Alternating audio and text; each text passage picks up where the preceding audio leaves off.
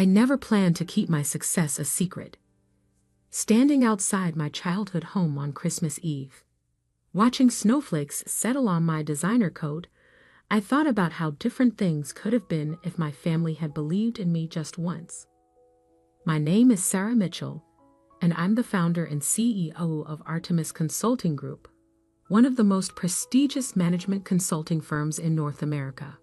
But to my family, I'm still just the disappointment who quit her stable job at Anderson and Brooks 5 years ago to play business owner. The Christmas lights twinkled mockingly as I remembered last year's holiday dinner. "When are you going to get a real job?" my sister Olivia had asked, adjusting her Cartier bracelet. "Dad knows people at Goldman Sachs. They're always looking for back-office support staff." I'd smiled politely and said nothing about the fact that Goldman Sachs had hired my firm last month for a $100 million restructuring project. My father, Richard Mitchell, was a mid-level executive at Mitchell Ward Technologies, a regional tech company started by his father. He'd worked there for 30 years, slowly climbing the corporate ladder while watching his younger brother Thomas become CEO. The bitterness of playing second fiddle to his brother had shaped our entire family dynamic. "Success is about stability," he'd drill into us at dinner. "Following the safe path. Building connections." He'd then gesture to my sister Olivia, who'd followed his blueprint perfectly. Business school, entry-level position at a prestigious firm, carefully orchestrated networking events. I'd chosen a different path. After graduating with a double major in business and computer science, I spent 3 years at Anderson and Brooks, learning everything I could about management consulting. While my colleagues chased promotions and office politics, I was building something bigger. I started small, taking on independent consulting projects on nights and weekends.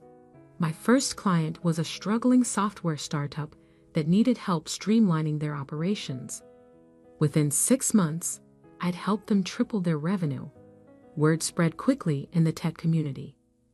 The day I quit Anderson and Brooks, my father exploded. "You're throwing away a perfectly good career for some pipe dream," he'd shouted. "No one will take you seriously as an independent consultant." He was right about one thing. Being independent wasn't enough. So I created Artemis Consulting Group, named after the goddess of strategy and the hunt. I kept my name off all public documents, operating through a complex network of holding companies. To the business world, Artemis was a mysterious but highly effective consulting firm. To my family, I was just Sarah, the struggling freelance consultant working out of a small office downtown. That small office was actually a front. My real headquarters occupied the top 3 floors of the city's most prestigious business tower. But my family never visited, so they never knew. I took a deep breath and rang the doorbell. My mother answered, her face lighting up briefly before settling into its usual worried expression. "Sarah, honey, we were starting to think you wouldn't come." She hugged me quickly, then whispered, "Your Uncle Thomas is here with the board members. Try not to mention your consulting thing." Inside, the house was packed with the usual Christmas crowd: family, business associates, and my uncle's influential friends. Olivia held court near the fireplace, showing off her engagement ring to a group of admirers. Her fiancé Marcus, a junior executive at Mitchell Ward, stood nearby looking important. "Sarah." My father's voice boomed across the room. He'd clearly had a few drinks already. "Come meet Bob Warren from Apex Solutions. They're looking for someone to handle their data entry." I bit back a laugh. Apex Solutions was actually one of my clients. We were in the middle of orchestrating their $200 million expansion into Asian markets. But of course, they were dealing with AP, the mysterious CEO of Artemis. not Sarah Mitchell, the supposed failure. Actually, Dad, I started, but was cut off by Uncle Thomas's arrival. He swept into the room like a king, trailed by several board members. My father's expression tightened, the familiar mix of resentment and forced respect. Richard? Thomas clapped my father on the back too hard. Quite a year we're having at Mitchell Ward. Though this merger situation is giving me gray hairs. He laughed loudly. I perked up at the mention of the merger. Mitchell Ward had been desperately trying to arrange a merger with Global Tech Industries for months. What my uncle didn't know was that Global Tech was one of my shell companies, created specifically for this purpose. You know, Thomas, my father said, shooting me a warning look, Sarah does some consulting work. Maybe she could. Consulting? Thomas snorted. We need serious solutions, Richard. We're working with the best. Artemis Consulting Group. Though their CEO is impossible to meet. Very mysterious. I sipped my wine to hide my smile. I had been deliberately dodging Mitchell Ward's meeting requests for weeks, letting them sweat.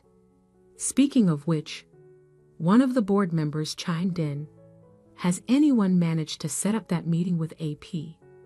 The Global Tech deadline is coming up.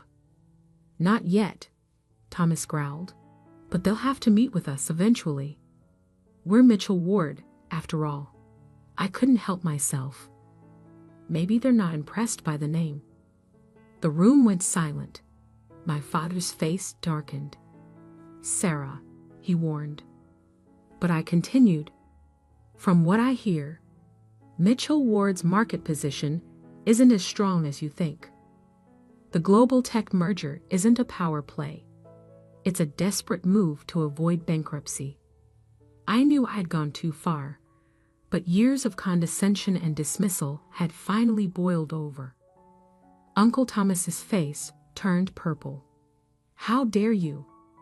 What would you know about our company's position? My father grabbed my arm, pulling me toward the kitchen. I need to speak with you. Now.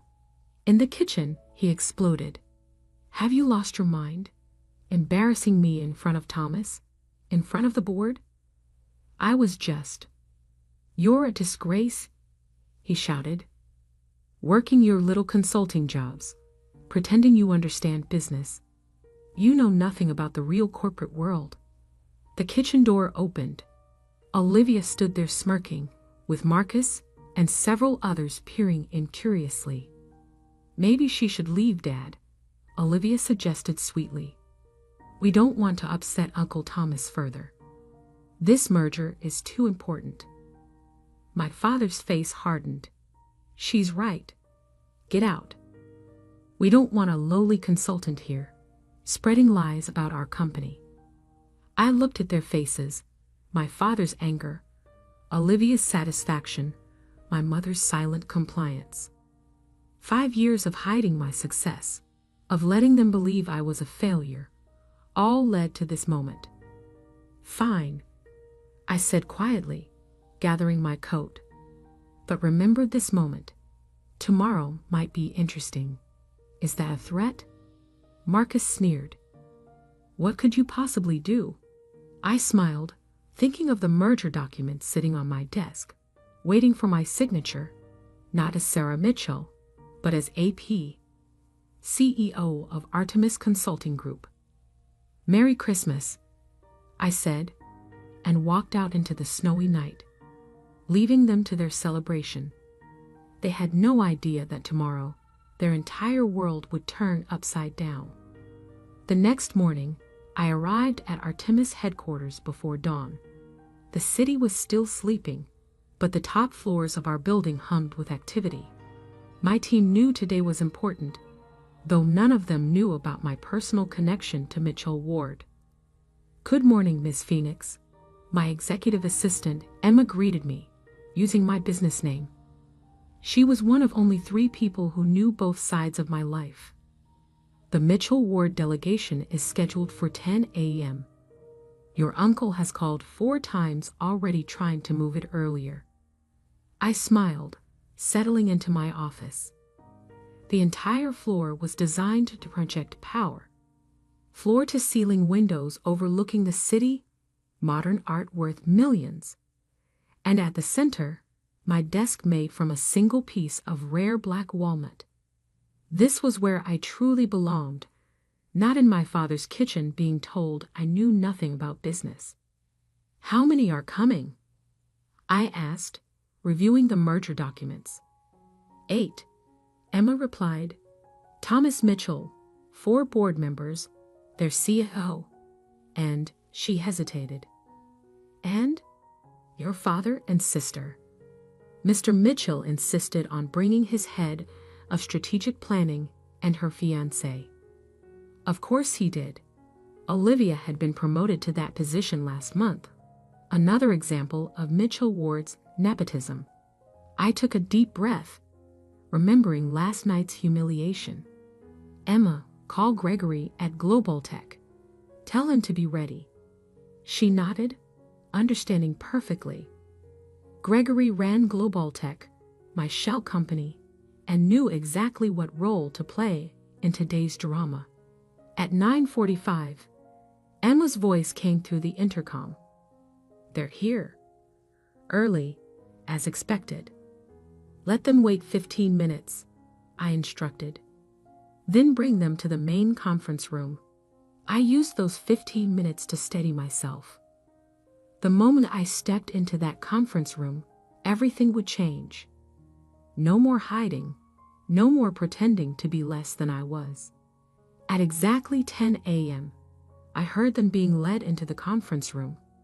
Through the frosted glass walls, I could see their figures. Uncle Thomas pacing impatiently, my father sitting stiffly, Olivia whispering to Marcus. I straightened my Armani suit, checked my reflection one last time, and opened the door. The silence was immediate and absolute. Uncle Thomas recovered first. What is this? Where is AP? We're here to meet with the CEO of Artemis. I walked calmly to the head of the table. You are. I'm AP, Ann Phoenix, CEO of Artemis Consulting Group. I smiled at their shocked faces. Though you might know me better as Sarah Mitchell. This is impossible, my father whispered, his face ashen. Olivia stood up so quickly her chair fell backward. This is a joke. She's lying. She's just a small-time consultant. Sit down, Olivia, I said quietly, but with enough authority that she obeyed automatically. Emma, please distribute the packages. Emma handed each person a thick folder containing detailed analyses of Mitchell Ward's financial position, market vulnerabilities, and my proposed merger terms. As you can see, I continued, Mitchell Ward's position is extremely precarious. Your attempt to modernize your technology infrastructure has failed, burning through cash reserves. Your market share has dropped 40% in 3 years. Without this merger, you're 6 months from bankruptcy. Uncle Thomas's face had turned an alarming shade of red. How dare you? These numbers, these are confidential. Nothing is confidential from me, I replied. Artemis has been watching Mitchell Ward for years.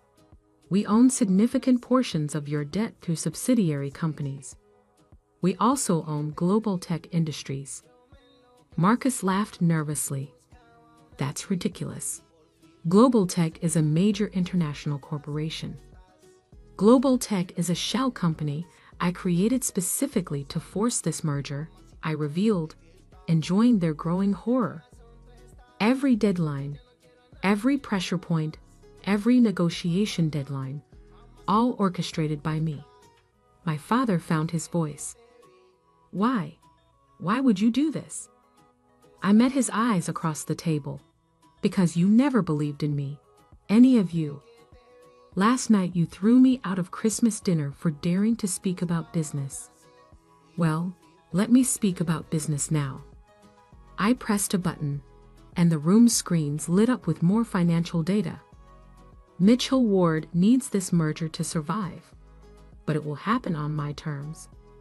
First, the entire current board will resign. This is outrageous. Uncle Thomas slammed his hand on the table. We'll never agree to this. Then Mitchell Ward will collapse, I said simply. Your choice. The next hour was chaos. Uncle Thomas threatened legal action. Olivia burst into tears. The board members huddled together, whispering frantically. My father sat in stunned silence, staring at me like he'd never seen me before. Finally, Uncle Thomas deflated. What are your terms? I laid out my conditions: complete restructuring of the company, new management, and most importantly, an end to the nepotism that had weakened Mitchell Ward for years. Olivia and Marcus will be removed from their positions, I stated firmly. All future appointments will be based on merit, not family connections. You can't do this, Olivia sobbed. Daddy, tell her she can't do this. But our father said nothing. He knew I could, and I would. As they filed out hours later, having signed everything, my father lingered behind. Sarah, he started, but I cut him off. You should go, Dad. Emma will show you out. He aged 10 years in that moment. I was wrong about you. So wrong. Yes, I agreed. You were. Merry Christmas. After they left, I stood at my office window, watching the city lights come on as evening fell. Emma appeared with a glass of champagne. Congratulations, she said softly. Though I suspect this isn't over. She was right. This was just the beginning. My family now knew who I really was, but they had no idea what I was truly capable of. Tomorrow would bring new challenges. Restructuring Mitchell Ward, dealing with the press, managing the fallout from my revelation. But for now, I savored this moment of victory. The little consultant they kicked out of Christmas dinner now controlled their destiny. Sometimes revenge doesn't need to be loud or dramatic. Sometimes it just needs to be perfectly, professionally executed. I raised my glass to my reflection in the window. Merry Christmas, indeed. The weeks following the Christmas merger meeting were a hurricane of change.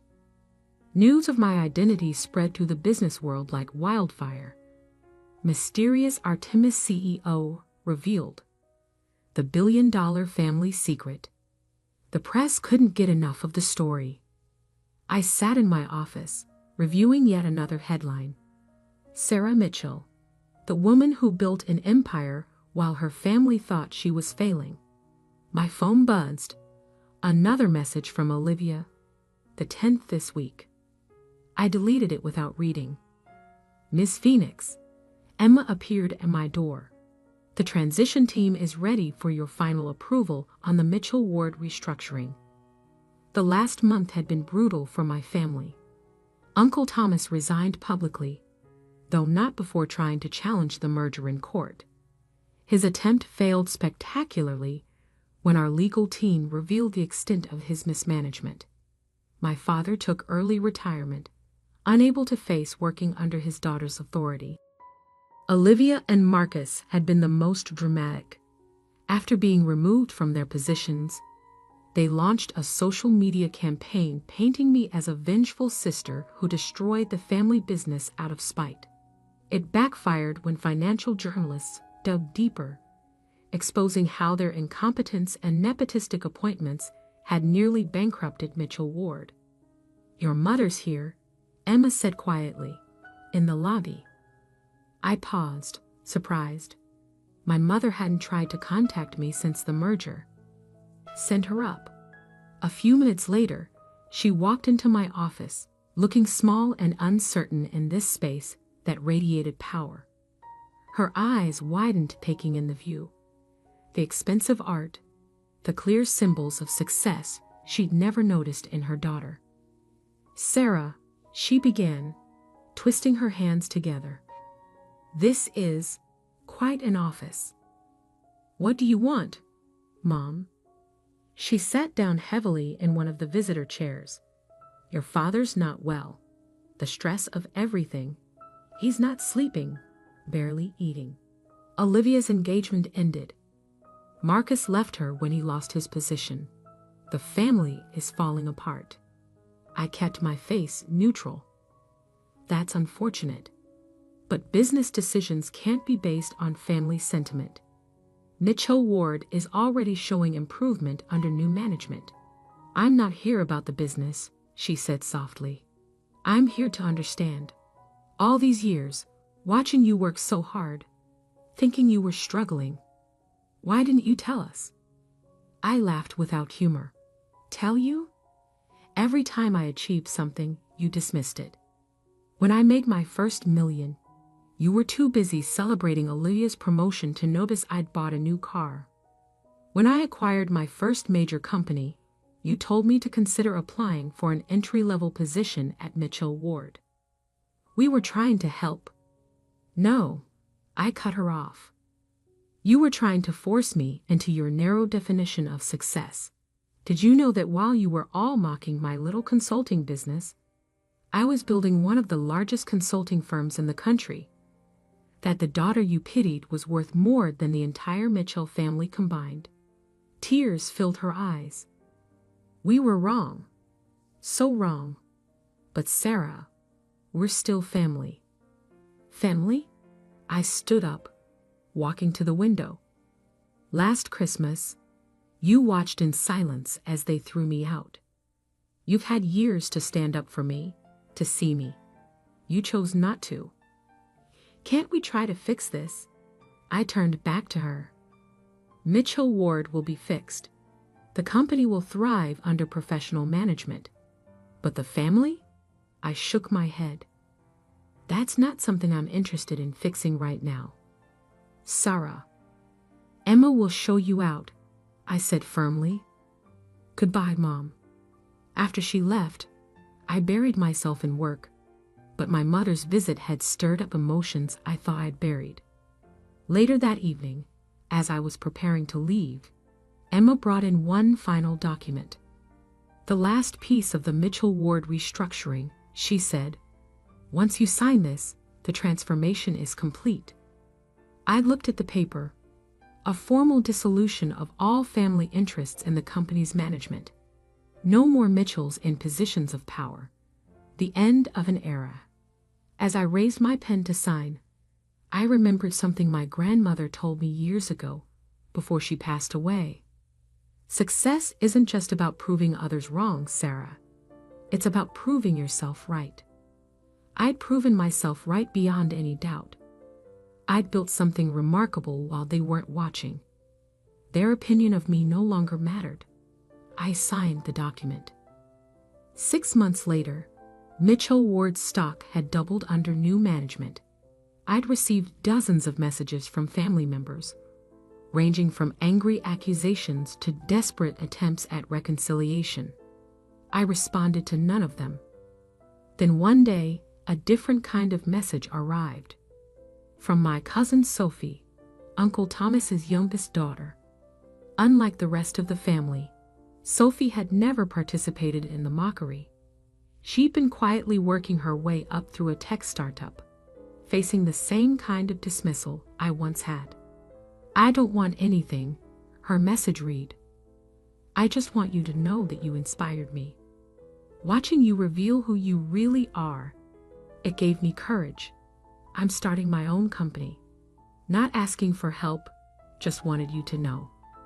For the first time since Christmas, I smiled at a family message. "Emma," I called, "set up a lunch meeting and look into a tech startup run by Sophie Mitchell." Emma raised an eyebrow. "Are you sure?" "Yes," I said firmly, "but not as family. As an investor interested in supporting genuine talent. Sometimes success isn't about grand revenge or public humiliation. Sometimes it's about finding unexpected allies in the rubble of broken relationships. Sometimes it's about helping others break free from the same chains that once held you back. I built an empire in silence while my family underestimated me.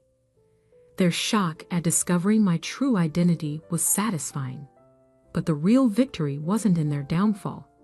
It was in finally, fully becoming who I was always meant to be. Not the daughter they wanted, but the woman I chose to be. The empire I built wasn't just about money or power. It was about proving that success doesn't need anyone's permission or approval. Sometimes the greatest revenge is simply living well, on your own terms. And as I looked out over the city from my office, I knew that this was just the beginning. The little consultant they kicked out of Christmas dinner hadn't just taken over their company. She'd taken control of her own destiny. That's worth more than any merger.